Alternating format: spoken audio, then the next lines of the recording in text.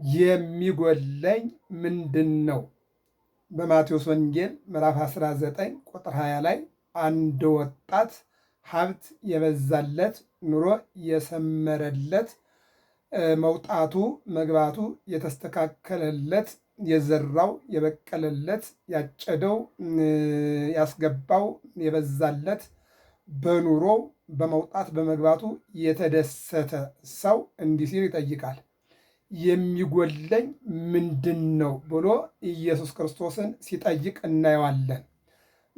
የሚጎለው ደግሞ ምን እንደሆነ ሲነገር እናያለን። ምንድን ነው? አንደኛ እምነት፣ ሁለተኛ ንጽሕና፣ ሶስተኛ ታማኝነት፣ አራተኛ ይቅርታ፣ አምስተኛ ጥንቃቄ።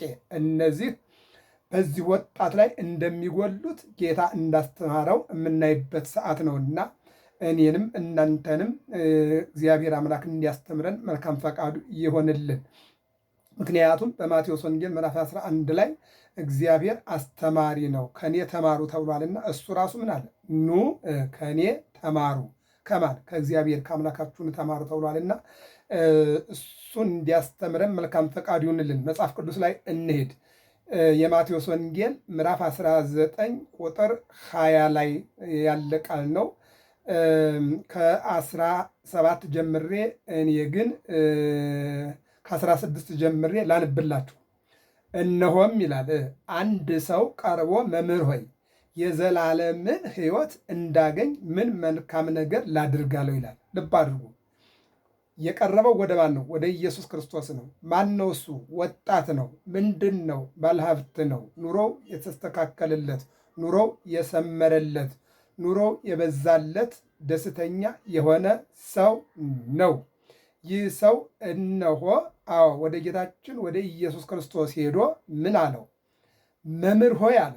ልብ አድርጎ የዘላለምን ሕይወት እንዳገኝ ምን ላድርግ አለው ይላል። አሁን የሰውየው ጥያቄ ምን አለ? የዘላለምን ሕይወት መንግሥተ ሰማያትም ማለት ነው። የዘላለምን ሕይወት እንዳገኝ ምን ላድርግ? ምን ማለት ነው? የዘላለምን ሕይወት ምን ብሰራና ምን ማድረግ አገኛለሁ ማለት ነው። ሲተረጎም ምን ሰርቼ ምን አድርጌ መንግሥተ ሰማያት እገባለሁ ማለት ነው ጥያቄው። እሺ እንመልከት የጌታ መልስ ደግሞ ስለ መልካም ነገር ለምን ትጠይቀኛለህ? መልካም የሆነ አንድ ነው። ስንት ነው?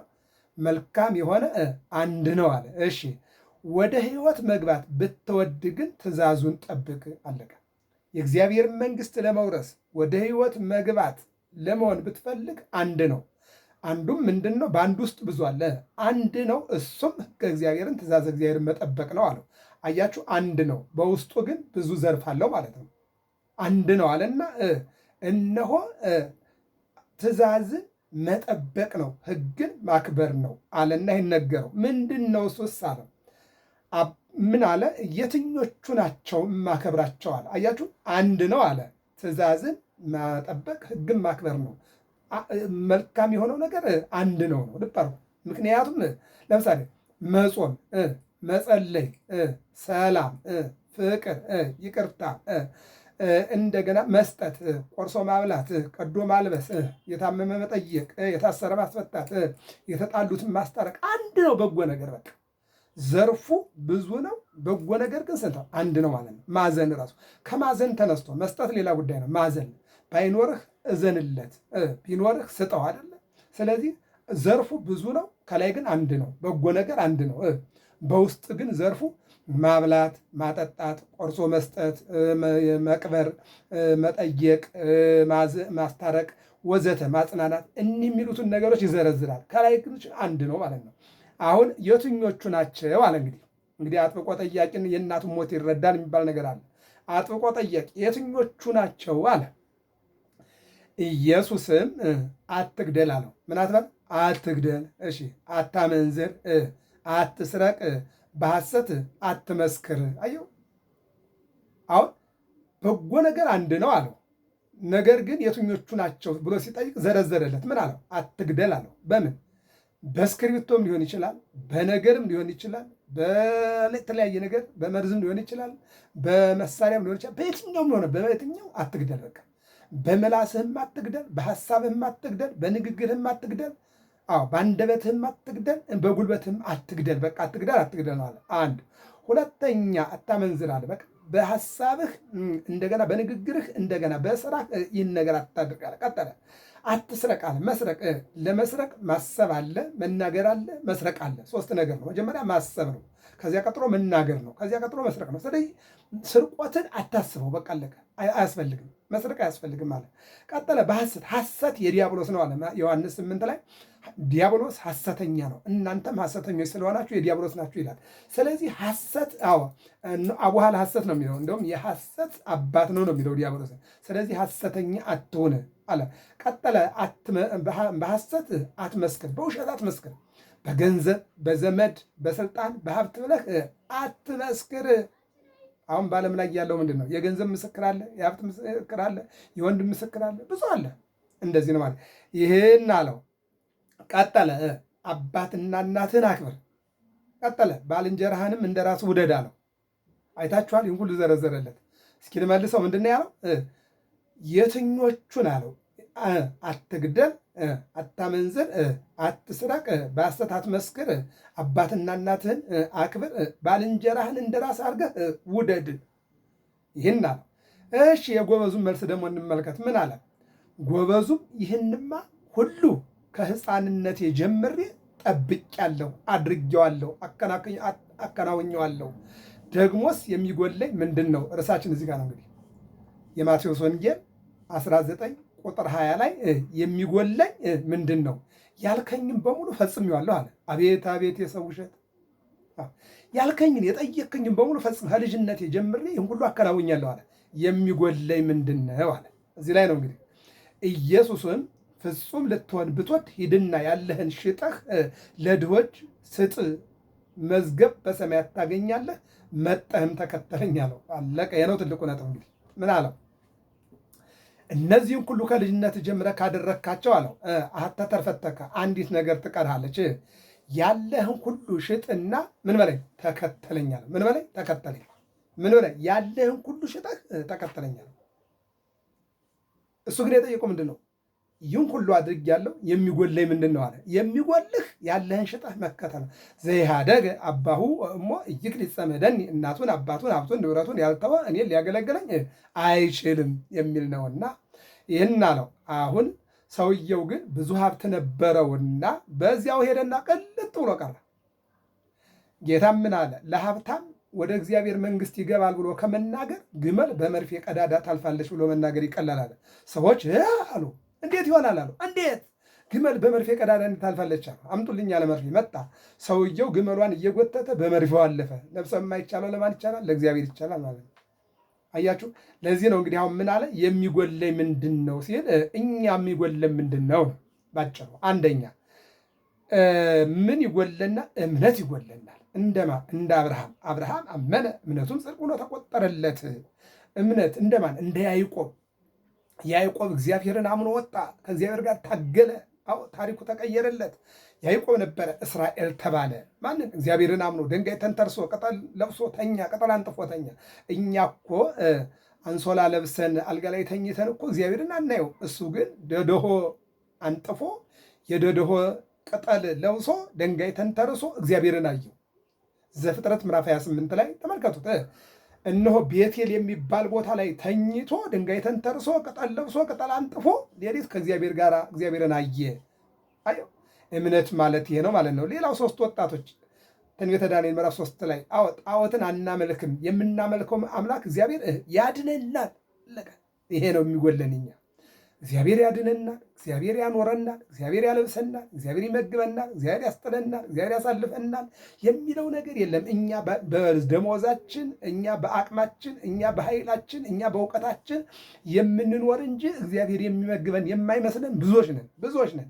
በእኛ አቅምና በእኛ ጉራ ብቻ ያመጣ ነው፣ በእኛ እውቀት ያመጣ ነው፣ በእኛ ነጋዴነት፣ በእኛ ምሁርነት ያመጣ ነው እንጂ እግዚአብሔር ባርኮልናል የሚል ትንሽ ሰው ነው፣ ብዙ አይደለም። ስለዚህ ምን ይጎለናል?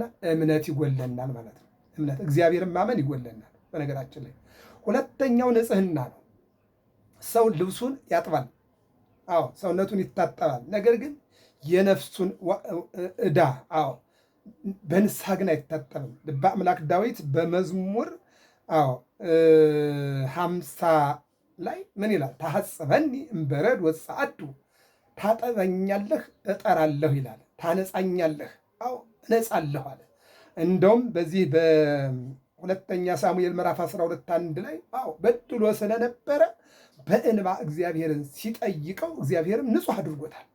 ንጹሕ አድርጎታል። እንደውም ወበአንብየ አርአስኩ ምስካቤ፣ በእንባዬ ምኝታዬን አራስኩት፣ ልብሶቼ አንሶላው በቃ የለበስኩት እንባ ብቻ ሆነ አለ። እግዚአብሔር ደግሞ እንባዬን አይቶ ምን አለኝ? ንጹሕ አደረገኝ አለ። እግዚአብሔር ሁላችንን ንጹሕ ያድርገን። መጽሐፈ ምሳሌ ምዕራፍ 2 ቁጥር 16 ላይ ልጁ ሰሎሞንም ተናግሯል። እግዚአብሔር አነጻኝ አለ። ማን አነጻኝ? እግዚአብሔር አነጻኝ። እኛ ታጥበን አንነጻም። እግዚአብሔር ሲያነጻን ብቻ ነው ማለት ነው። ሌላው ማቴዎስ 26:30 ላይ ቅዱስ ጴጥሮስ ለመይክህዱከ ሁሎሙ አንሰ ኢይክህደከ፣ ሁሉም ሊክዱ ይችላሉ፣ ሁሉም ጥለው ሊጠፉ ይችላሉ፣ እኔ ግን አንተን አልክድህም ጥዬህም አልጠፋም ብሎ ለእግዚአብሔር ቃል ኪዳን ገባ። በ7 ቁጥር ላይ ተመልከቱት። መከራ በመጣ ጊዜ ኢየሱስ ክርስቶስ እየተገረፈ እያዳፉ እየገረፉ ሲወስዱት ግን መከራ ፈርቶ ዱላ ፈርቶ አላውቀውም ብሎ 3 ጊዜ ክዶታል ማለት ነው። በኋላ ግን እጠበኛለና ወደ እግዚአብሔር ቢያለቅስ እግዚአብሔር በንስሐ አጥቦታል። እግዚአብሔር በንስሐ ሁላችንም እንዲያጥበን መልካም ፈቃዱ ይሆንልን። አራተኛው ይቅርታ ነው። አዎ አራተኛው ይቅርታ ነው። ይቅርታ ከኛ ዘንድ የለም። እስጢፋኖስን ተመልከቱ። የሐዋርያት ሥራ ምዕራፍ 7 ላይ ስትመለከቱ አዎ በድንጋይ እየወገሩት በዱላ እየደበደቡት ጭንቅላቱን እያሉ ምን አለ? የኔን ነፍሴን ተቀበል እነሱን ግን ይቅር በላቸው ነው ያለ። አሁን እኛ ጋር ይቅርታ አለ፣ መታረቅ አለ፣ ይቅር ማለት አለ። ማቴዎስ 5 ላይ ምን ይላል? መስዋዕት ልታቀርብ ቤተ ክርስቲያን በሩ ላይ ስደርስ ከሰው ጋር እንደተጣላህና ይቅርታ እንዳላደረግህ ትዝ ቢልህ ሂድና መጀመሪያ ይቅርታ አድርግ፣ ታረቅ፣ ከዚያ በኋላ መጠህ መስዋዕትን አቅርብ ነው የሚለው። እኛ ግን ምንድነው? የገደለ ይገደል፣ ይነጽ ደም እንበለ ደም የታጸበ ደም ያለ ደም አይጠራም ነው የምንለው። የገደለብኝን ሳልገለው፣ ያሳደደኝን ሳላሳድደው፣ የቀማኝን ሳልቀማው፣ የሰደበኝን ሳልሰድበው፣ 1 ቢሰድበኝ 2 10 ቢሰድበኝ 15 ሳላደርግ አንታረቅም ብለን ከሞት ጋር ቀጠሮ የያዝን ብዙ ሰዎች አለን። እንደዛ ነው። ሌላ እስጢፋኖስን ግን ስንመለከተው እንደዚህ አያስተምረንም ማለት ነው። ጌታን ተመልኩት። የማቴዎስ ወንጌል ምዕራፍ 27 ላይ፣ የሉቃስ ወንጌል ምዕራፍ 23:31 ላይ ተመልከቱ። 6666 ግርፋ ገርፈውት 13 ጊዜ ወድቆ ራሱን በበትር መተውት፣ ፊቱን በጥፊ መተውት፣ በ5 ሚስማር ቸንክረውት፣ በአንድ ጦር ወግተውት፣ ሆምጣጤ አጠጥተውት፣ ራሱ ላይ የሾህ ጉንጉን አክሊል አድርገው በመዶሻ መተውት፣ ይህን ሁሉ አድርገውበት በማወቅም ባለማወቅም ያደረጉትን ይቅር በላቸው። አያችሁ፣ እኛ ታዲያ የማን ልጆች ነን? የእግዚአብሔር እንዳንባል ይቅርታ የለንም። ዛሬ እንግዲህ ሀገር እንደዚህ የምትታመሰው እንደ ረጀት ስንዴ ወይም ገብስ ሀገር የሚታመሰው ከኛ ጋር ምን ስለሌለ ነው? ይቅርታ ስለሌለ ነው። ይቅርታ የለም። ፍቅር እኮ ስለሌለ ነው። አዎ ፍቅር ተቀብራለች፣ ይቅርታ ደግሞ ተሰውራለች። ሰላም ተሽጣለች። ይሄ ነው ችግሩ። ሰላም ተሽጣለች፣ ፍቅር ተቀብራለች፣ ይቅርታ ተሰውራለች። አሁን ታዲያ እንዴት መረጋጋት እንዴት ሊመጣ ይችላል? ያልተረጋጋ ሃይማኖት አይደለም፣ ያልተረጋጋ ፖለቲካ ሀገር ያጠፋል። ያልተረጋጋ ባረጋ ወተት እናቶቻችን ቅቤ አያገኙም። ያረጋ በሬ ያልተረጋጋ በሬ ምን ያደርጋል? ውድማ እህሉን ግራ ነው የሚያጋባው እንጂ አበራይቶ ተወቅቶ ጥሩ ፍሬ ወደ ቤት አይገባም። ያልተረጋጋ በሬ እነሆ ውድማ ላይ ምንድን ነው የሚያደርገው? እነሆ ገለባውን እና ፍሬውን ግራ ነው የሚያጋባው። ወደ ክረምቱ እናምጣው። ያልተረጋጋ በሬ የሚያርሰው እርሻ ምንድን ነው የሚሆነው? ምናልባት የማዕበል ንጹሕታ እንጂ እህል የሚበቅልበት ወይም ደግሞ የተከሉት የሚጸድቅበት አይሆንም። ምክንያቱም ፍልስልስ ነው የሚለው። እርሻ ምን ይጠብቃል? መስመር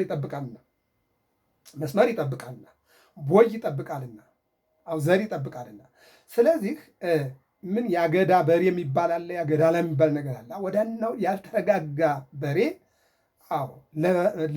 ለእርድ ለልኳንዳ ስጋ ሊሆን ይችላል እንጂ የማሳ የእርሻ በሬ ሊሆን አይችልም። የእርሻ በሬ የተረጋጋ መሆን አለበት፣ መስመር ጠብቆ የሚሄድ መሆን አለበት ማለት ነው። ይህን ነው የሚነግረን እና እኛ ላይ የጠፋው ይቅርታ የለም፣ ተሰውሯል። ፍቅር የለም፣ ተቀብሯል። ሰላም የለም፣ ተሽጧል። እኛ ስለተሸጠ ስለ እህል ስለ ቤት ስለ እናውራ። የእኛ ጋር ያለው መሸጥ የማይገባው ሰላም ተሽጧል። መሰወር የማይገባው ይቅርታ ተሰውሯል። መጥፋት የማይገባው መቀበር የማይገባው ፍቅር ተቀብሮ እንዴት እውነትን ቀብሮ ሐሰትን አንግሶ እንዴት እግዚአብሔር ማግኘት ይቻላል? ይህን ማየት ነው።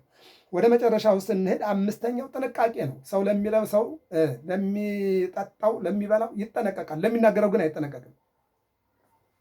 ሰው የሚበላውን ጠጠሩን ለቅሞ ጥቁር ነገር አይቶ ምን አይቶ ይሄ ነገር ምን አለበት ብሎ በቃ በጣም በጥንቃቄ ነው ሰው የሚመገበው። የሚጠጣውም እንደዛ፣ የሚለብሰውም እንደዛ በመስታወት አይቶ ልብሱን አይቶ ነው የሚለብሰው። የሚናገረውን ግን አይጠነቀቅም። ለምሳሌ በእኛ ብንወስድ አውደ ምሕረት ስንቆም ለምዕመናኑ የሚመጥን ትምህርት እነሱን ከእግዚአብሔር ጋር የሚያገናኝ አይምሮን የሚለውጥ ዓለም ያደከማቸው ሰዎች በቤተክርስቲያን መጥተው እረፍት እንዲያገኙ እንጂ እንደገና ከቁስል ላይ ቁስል ከእንቅርት ላይ ጆሮ ደግፍ የሚባል ነገር አለ። እንደዚያ እንድንሆን አይደለም። አሁን ላይ ለዚህ የሚያስፈልገው ምን አይነት ትምህርት ነው?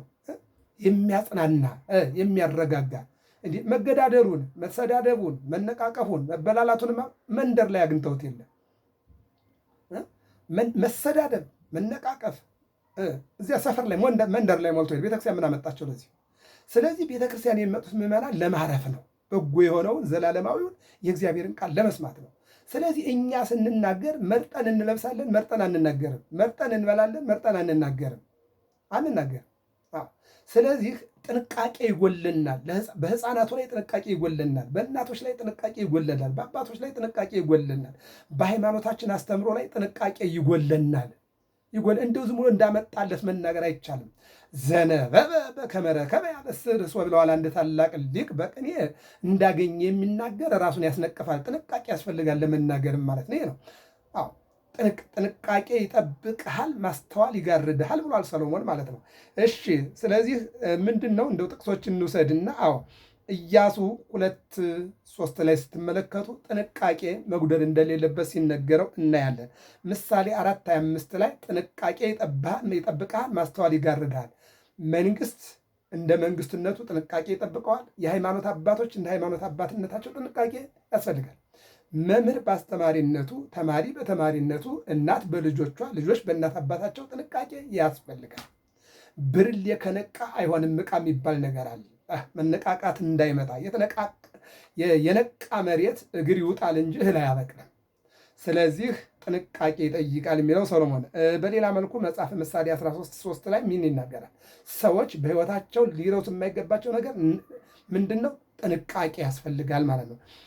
ኢያሱም ተናግሯል። ምን ይላል? እነሆ እናንተ በአምልኮተ እግዚአብሔር ጥንቃቄ ስለሌላችሁ፣ ታቦታትን ስታከብሩ ጥንቃቄ ስለሌላችሁ፣ አሁን ታቦት ሲወጣ ታቦት ስናከብር ቁርባን ሲቆረብ ቤተክርስቲያን ስንገባ ጥንቃቄ የለን። አንዳንዱ ሞባይል ጠፋኝ ይላል፣ አንዳንዱ ልጅ ጠፋኝ ይላል። አንጠነቀቅም። ስለዚህ ምን ያስፈልጋል? ጥንቃቄ ያስፈልጋል። ዕብራውያን 3:12 ላይም ኤፌሶን 5:3 ላይ ምን ይናገራል? መጠንቀቅ። እንዴ የሀገር ጠባቂ ወታደር ሁልጊዜ የተጠነቀቀ ነው። ህዝብና እግዚአብሔርን የሚያገናኙ ካህናት ሁልጊዜ ጥንቃቄ ያስፈልጋቸዋል። ህዝብን የሚያስተዳድር ክፍል ጥንቃቄ ያስፈልገዋል። ቤተሰቡን የሚመራ ሰው ጥንቃቄ ያስፈልገዋል። ማንኛውም ነገር መንገድ ላይ እንዳይቀር ለክረምት የሚሆነው ለክረምት፣ ለበጋ የሚሆነው ለበጋ፣ ለልጆች የሚሆነው ለልጆች፣ የእግዚአብሔርን ድርሻ ለእግዚአብሔር፣ የሀገርን ድርሻ ለሀገር በጥንቃቄ መጓዝ ያስፈልጋል ማለት ነው። ስለዚህ ጎበዙ ምን አለ? መጣ። ህይወትን እንዳገኝ ምን ላድርግ አለ። ምን ትጠይቀኛለህ? ትእዛዛትን አክብር፣ እሱም አንድ ነው አለ። ህግን አክብር አለ። ምንድን ነው አለ? እነሆ አትግደል፣ አታመንዝር፣ አትስረቅ፣ የሰው ገንዘብ አትውሰድ፣ በሐሰት አትመስክር አለው። ቀጠለ። አባትን እናትን አክብር፣ ጓደኛህን እንደ ራስህ ውደድ አለ። ከልጅነት ጀምሮ ይህን ሁሉ አድርጌያለሁኝ አለ። ጥንቃቄ ጎደለው እዚህ ጋር። ይሄ ነው ትልቁ ችግራችን። ቀጠለና ከልጅነት ጀምሮ ይህን አድርጌያለሁ ሲለው አተ ተርፈተክ፣ እንግዳስ አንድ ነገር ብቻ ቀርቶሃል አለው። ይህን ሁሉ አድርገህ ከመጣ እውነት ከሆነ እግዚአብሔር እኮ ያውቃል እንዳላደረገ፣ አንዱንም እንዳላደረገው ያውቃል። ግን ምን አለው? እንደሚሄድም ሄዶም እንደሚቀር ስለሚያውቅ አንድ ነገር አተተርፈተከ፣ አንድ ነገር ቀርቶሃል አለው። ምንድን ነው እሱ አለ? ያለህን ሽጥና ና ተከተለኝ አለው። እና ምን ይላል? ወበዙ ብዙ ሀብት ነበረውና እንዴ ማን ሞኝ ነው? ያለኝን ሽጫ አካፍዬ እሱን ተከትዬ እሱ ቢጠፋ ማን ልይዝ ነው አለና አልፈልግም አለና ቀረበ ዘው። አየው ለዚህ ነው ዛሬ ብዙዎች በሜዳ ቀርተዋል፣ ብዙዎች ከበረት ውጭ ቀርተዋል። ለዚህ ነው ታዲያ ጌታ ምን አለ? አዎ ለባለ ሀብት የእግዚአብሔርን መንግስት ይወርሳል ብሎ ከመናገር ግመል በመርፌ ቀዳዳ ታልፋለች ብሎ መናገር ይቀላል። ልባል ግዙፍ እንግዲህ በእንስሳት ደረጃ በአውሬ ደረጃ ላይ እንስሳ እንበላት በእንስሳት ደረጃ ላይ እንደ ግመል ያለ ረዥም የለም። አዎ ስለዚህ እሷ ብታልፍ በመርፌ ይቀላላል። ሰዎች አሁን ይሄ ነገር የሚከብድ መሰላቸው። የ4 ቀን የተቀበረውን አልዓዛርን ከመቃብር በ4ኛው ቀን አንስቶ 40 ዘመን የሚገለገል እግዚአብሔር ዮናስን ከአሳ ሆድ ውስጥ አውጥቶ የሚገለገል እግዚአብሔር እንዴት ይሄ ምን ይከብዳል? ይሄ ምን የሚከብድ ነገር አለ? አይከብድም። አዎ መክበር ከነበረበት ዓለምን ፈጥሮ ዓለምን መመገብ፣ በዝናብ አብቅሎ በፀሐይ አብስሎ መመገብ፣ በእናት ማህፀን በዚህ ዓለም መጠበቅ የሚከብድ ብዙ ነገር ነበረ። ነገር ግን እግዚአብሔር ለእኛ የማይቻል ለእግዚአብሔር ይቻላል። የሚጎለኝ ምንድን ነው? ገብረ መስቀል ሚዲያ ነው። ሰብስክራይብ፣ ላይክ፣ ሸር አድርጉ። ሰላም እግዚአብሔር ከሁላችን ጋር ይሁን።